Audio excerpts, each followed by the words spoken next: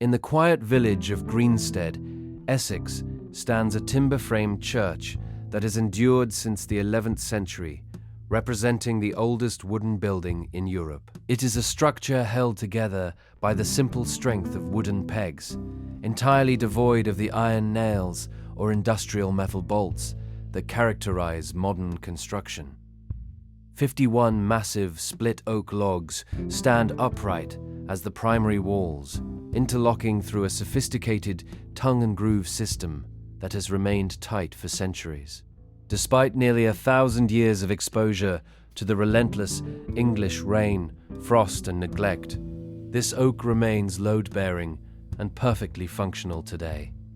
Contrast this with the lumber in a modern attic, milled only weeks ago from fast-growing plantation pine that lacks natural density. Kiln-dried in a mere 48 hours and nailed together by hurried crews, this wood is already beginning its inevitable journey toward failure. Within 20 years, the modern roof will warp and crack, opening tiny fissures that invite rot and require thousands of dollars in structural repairs. The medieval builders did not possess superior technology, but they followed a rigorous 9-step system that modern industry has completely abandoned. The process began with tree selection, a diagnostic ritual that often took longer than the actual felling of the timber. A master timber selector would circle a candidate for days, studying the bark for spiral patterns that signaled twisted, unstable grain hidden deep within. He observed the angle of the branches with intense scrutiny, knowing that steep, upward growth indicated a tree that fought for light in a dense forest. Such competition produced the tight, dense growth rings necessary for a beam to support the weight of a cathedral roof. A lopsided canopy suggested internal stress and uneven growth, so the builder sought only perfectly symmetrical crowns. Finally, he would knock on the trunk with his knuckles, listening for the clear ringing tone of solid heartwood rather than the dull thud of rot. Location was equally vital, with north-facing slopes providing the most desirable timber for long-term construction. The constant shade on these hillsides slowed the tree's growth, packing 30 to 40 rings per inch compared to the loose grain of valley trees. Trees struck by lightning or leaned by the wind were rejected outright as being fundamentally compromised. These specimens harbored invisible internal fractures or compression wood that would behave unpredictably once the beams were shaped, seasoned, and loaded. Timing the harvest was the next critical step, governed by the rhythm of the seasons and the cycles of the moon. Guild records across Europe mandated that structural timber be felled only in the heart of winter, during the phase of the waning moon. During winter, the sap retreats into the root system, meaning a tree felled in January begins its life with significantly less moisture. The waning moon phase was believed to influence sap movement further, a practice backed by modern durability tests on timber density. Breaking these calendar-based rules was a serious offense, often resulting in total expulsion from the professional trade guild. Once the tree was down, the medieval builder did something that would shock a modern contractor. He worked the wood while it was still green. Green oak carves with the ease of butter, allowing craftsmen to shape complex mortise and tenon joints with simple hand chisels. They did not fear the wood's natural movement. Instead, they engineered the entire building to utilize that movement as a source of strength. As the green wood dried over decades, it shrank more around its growth rings than along its total length. This differential shrinkage caused the mortise to compress tightly around the tenon, creating a biological bond that grew stronger with each passing year. A technique called draw boring amplified this effect by deliberately offsetting the peg holes in the joint. When the wooden peg was driven through, it physically pulled the tenon deeper into its socket, clamping the frame shut for centuries to come. The seasoning of the wood followed a patient pace of roughly 1 year per inch of timber thickness. A massive 12-inch roof beam might sit in a timber yard for a decade, waiting for the grandchildren of the carpenter who felled the tree to install it.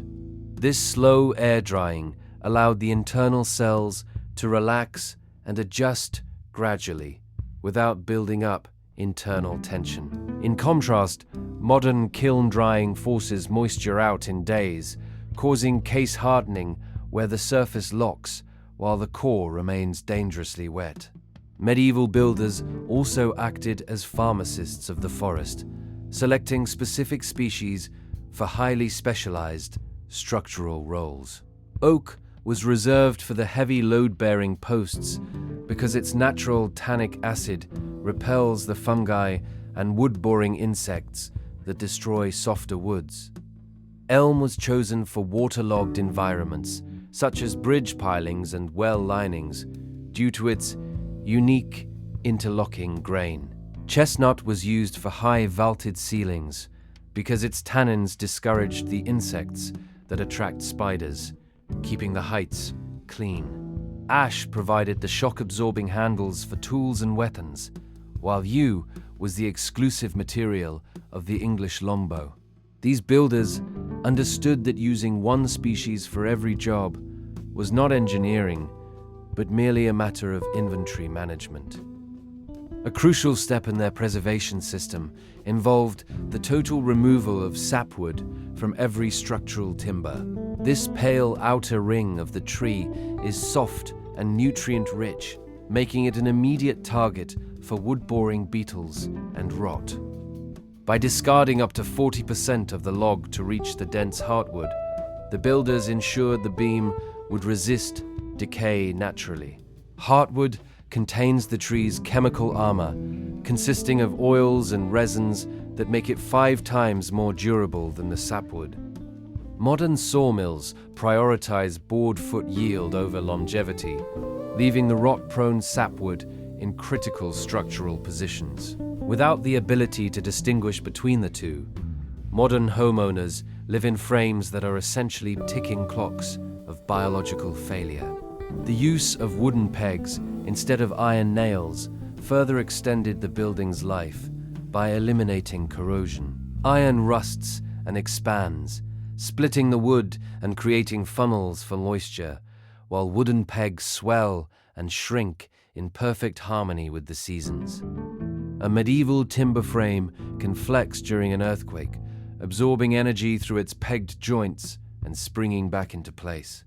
A nailed frame, rigid and unyielding, is far more likely to suffer catastrophic failure under the same level of seismic stress.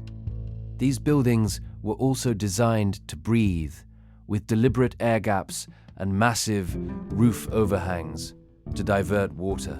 These features protected the foundation timbers from rain splash and prevented the stagnant humidity that feeds destructive wood rot.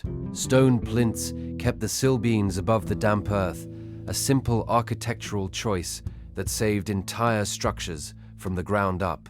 Today, we wrap our homes in plastic vapor barriers, inadvertently creating the perfect stagnant environment for timber decay.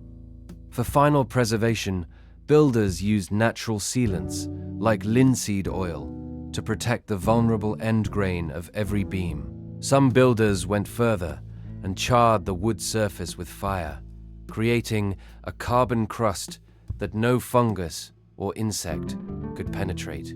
Others leached the sugars out of the wood by soaking it in running streams for months before installation. What remained was pure cellulose fiber, entirely unappealing to the organisms that usually consume fallen trees in the forest. None of these techniques were accidental or based on luck. They formed a cohesive system of permanence and legacy. It was a philosophy of building for generations yet unborn, a stark contrast to the disposable nature of modern commercial housing. The Greenstead Church stands as a monument to this lost library of skills and the value of slow craftsmanship. We did not improve our methods through technology. We simply chose to forget the patience required for true structural quality. You can begin to apply this ancient wisdom by observing the end grain of the lumber you buy for your own projects. Look for the dark hardwood and reject any board where the pale sapwood makes up more than 10% of the total cross-section. Seek out tight growth rings and consider air-dried hardwoods from local mills for projects that you want to last. The initial cost may be higher, but the difference in lifespan is measured in centuries rather than simple decades. If you value the rediscovery of these forgotten skills, consider supporting this channel to help rebuild the library of ancient knowledge. Together, we can learn to build things that are meant to last longer than a single lifetime. Discover more history by watching the next video. We're eager to share more with you. You can't go wrong. All our videos are deeply detailed, dull while fascinating, and distinctly sleep-inducing.